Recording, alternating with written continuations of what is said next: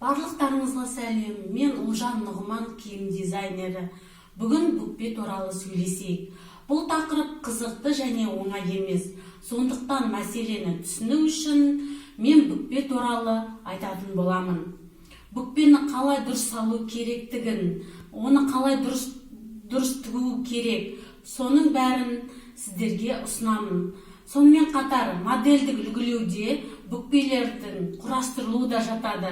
Егер бұйым қынамалы болса, міндетті түрде бүкпе жобаланады. Міне мысалы белдікті бұйымдарды алайық. Белдікті киімдер бел сызығынан төмен ұршық тәрізді бойына тіркелген киімдерді айтамыз. Біздің денемізде мықын сызықтары, бел сызықтары бар.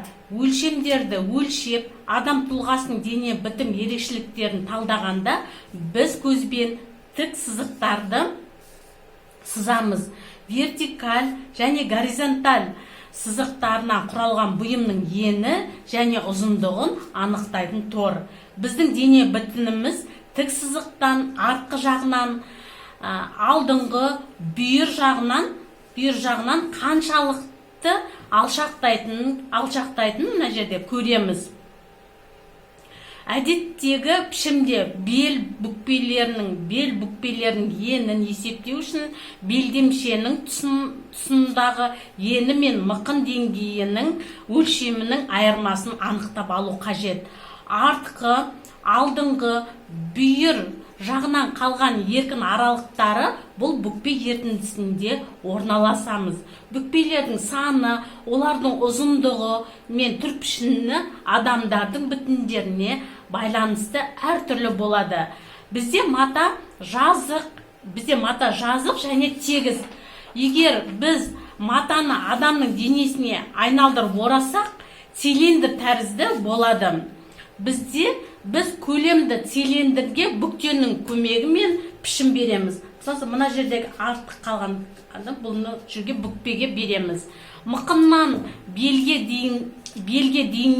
дейін кейбір тұлғаның артқы жағында немесе бүйір тұсында үлкен қашықтықтар болса, сол ара қашықтықтарды бүкпеге көбірек беру керек. Яғни бүкпе әркімнің өзіне тән денесінің бітімдеріне байланысты және біз оны болжай алмаймыз. Мысалы белдемшер сызбасы стандартқа сәйкес болса, онда сіз классикалық бүкпе есептеулер формуласы бойынша есептейміз. Бұл бел бүкпелерінің орналасуы адам тұлғасына байланысты таңдайды. Бірақ әркімнің өз дене бітімдері бар. Бұл жерде артқы, алдыңғы және жан бүкпелері орналасады. Мысалы, егер дене бітімнің төменгі бел тұсымында кең, ал белге дейін жатық болса, мынандай жатық болса, онда ол кезде сіз барлық айналымдарды есептеп, бүкпелер керек пе, жоқ па, оның нақтысын тұлға және дене бітімінен біле аласыз. Егер де сізде мысалы іші аса шығыңқы тұлға болса, міне іштің неғұрлым шығып тұрған жерінен аяғыңызға дейін салсақ, сосын бөксеңізден бұлтиып тұрған жерінен аяғыңызға дейін бұл тұлғаны жанынан кесіп қарасақ, артқы бүкпе орындары, артқы бүкпелер орын, ал алдыңғы бүкпенің мына жерде кішкене ғана болады. Артқы бүкпе, алдыңғы бүкпе. Осының бәрін классикалық бүкпе орналасуда біраз анықтаулар енгізуге тура келеді.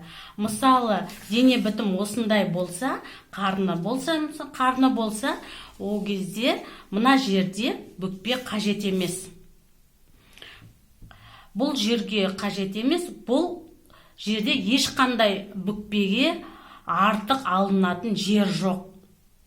Яғни мына жерде бүкпе қажет емес. Осы бүкпе ерітіндісін басқа аймақтарға орналастырамыз. Бізде іші шығыңқы, аса шығыңқы тұлға болса, бірақ артқы жағынан елісті болса, мысал үшін мынандай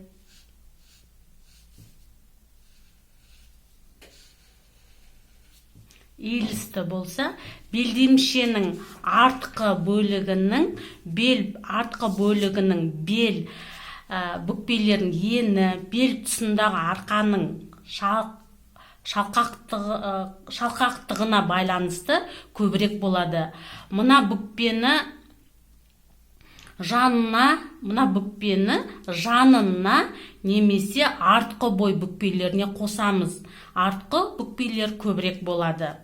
Адам тұлғасына берілетін бүкпе ерітінділері көйлектерді де, шалбарларды да әртүрлі болады.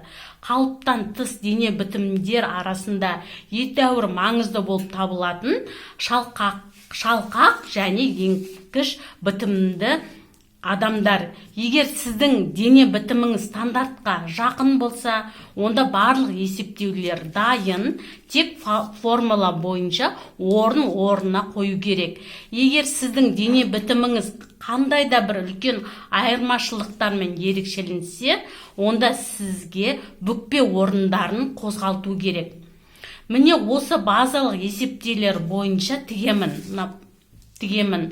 Мысалы 160, 120, 140 сияқты үлкен өлшемдерде бүкпелер қажет емес. Ондай өлшемдерді сирек кездестіремін. Біз модель бойынша және мата құрамы бойынша қарастырамыз. Егер де дене бітім құм сағат тәріздес болса,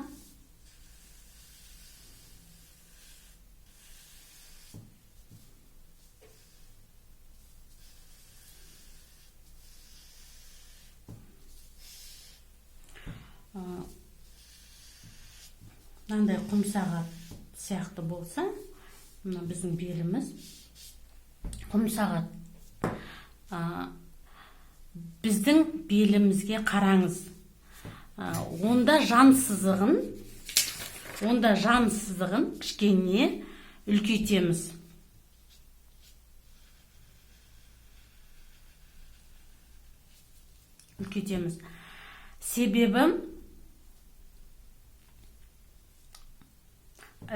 Себебі дене бітімде сызықтар қайталау қажет.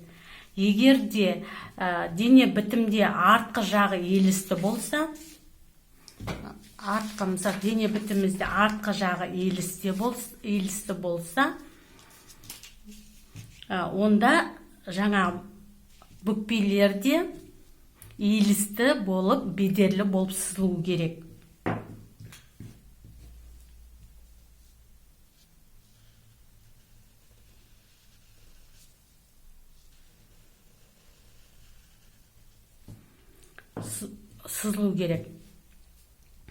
Бедерлі сызықтар адам денесін қайталайды. Бәрі де өз дене бітімге байланысты болады. Бүкпенің соңы әрдайым тіккенде ұшы көрінбеу керек. Бүкпенің ұшы көрінбеу керек. Сізде бүкпе үшкір емес, фигура бойынша жату керек. Жаңа мына жердегі тұлғамыз құм сағат болса, мына жанындағы ашық, тік сызықтан ашық жерлер бүкпеге қарай жіберіп жобалану керек. Мысалы, елісті болса, жаңа айтып кеткендей, арт жағымызда қалған арақашықтық, алшақтықты да бүкпеге жіберіп жобалауымыз керек. Мысалы, мына жерде де қарасақ тұлғада, бұл жерде жаңа бізге айтып тұр, тұлғада мына жерде іші бар, қарны бар, май басқан, және бөксесі өте шығыңқы. Бұл жерде де бүкпені жобалағанда бүкпенің ерітіндісін жақсылап, дұрыстап, реттеп есептеу қажет. Егер де бізде осындай бүкпе болса, матада мына сызықтар тіке сызылмайды. Маталардың қасиеттеріне байланысты және тұлғаның фигурасына сай бір қалыпты бедерлік етіп арнайы лекалы сызғыштармен бұрышты бір қалыпты етіп сызып аяқтаймын. Мысалы үшін мына бұрыштарды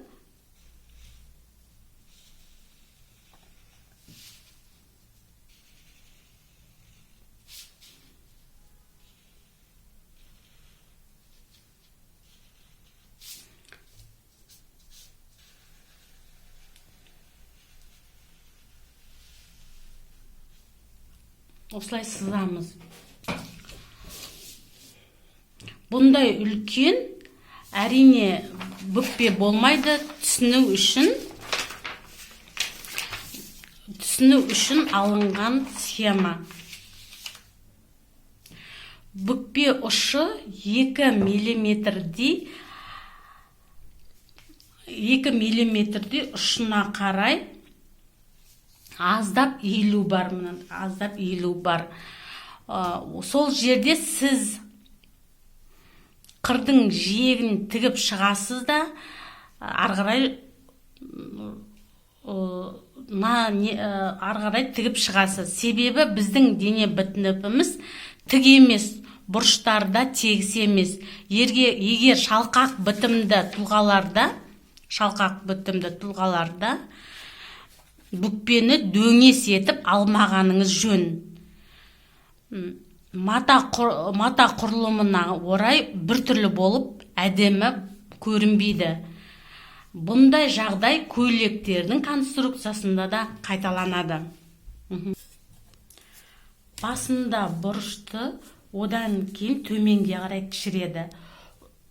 Ұшы өткір, осы жері дұрыс болады. Басы үлкен бүкпелер сызғанда төменге қарай кішірейеді.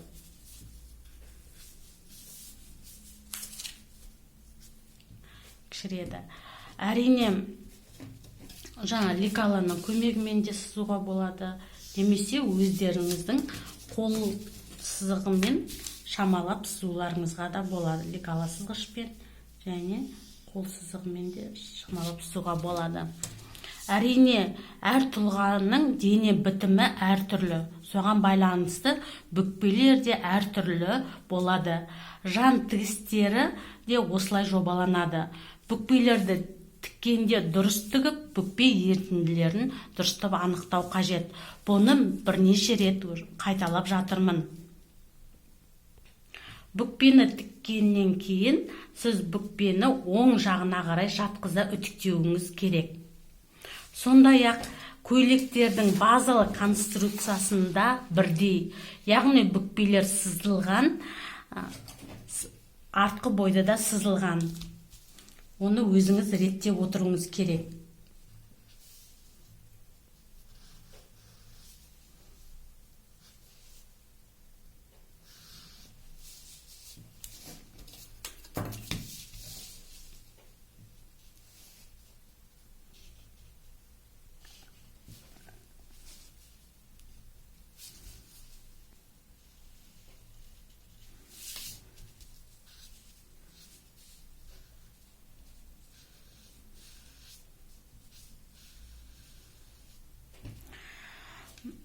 Сіз бұл бүкпелердің ұшын бедерлі сызықтармен реттеп, дене бітімге сәйкестендіріп отыруыңыз қажет.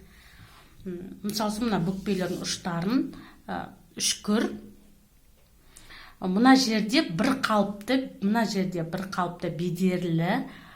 Бұл базалық схема.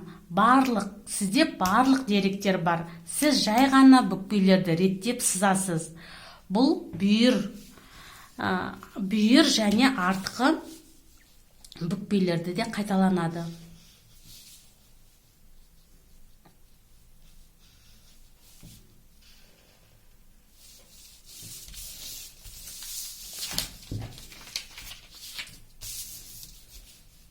мынау жан тігісіндегі бүкпелер.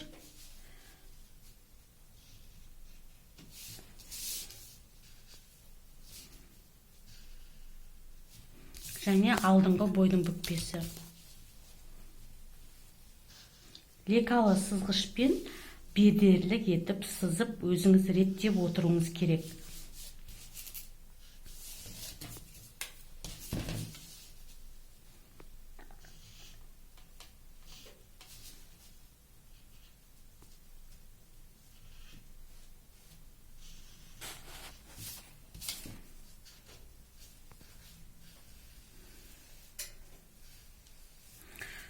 Бүкпелердің ұшы үшкір, ал жанында осындай бедерлі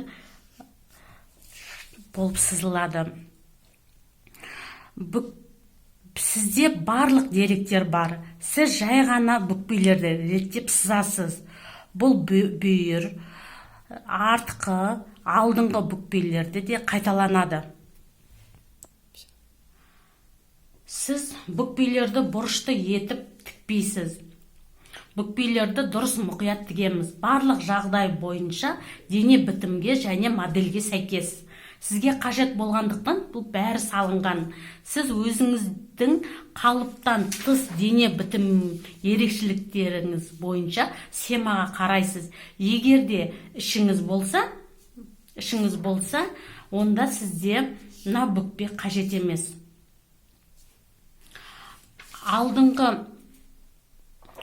Алдыңғы бүкпенің екінші бүкпесі сізге қажет болмайды. Ал егер сізде жаңағы мықында май басым болса, мынандай жаңағы шығыңқы болса, онда сіз өзіңіздің конструкциялық сызбада кішкене бедерлі сызықты айқын етіп бұлай жобалайсыз. Ол кезде мына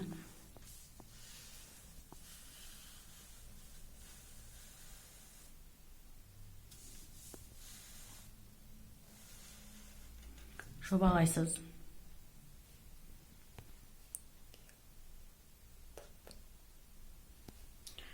Әрине, әр тұлғаның дене бітімі әртүрлі. Соған байланысты бүкпелер де өзгертіліп сызылады.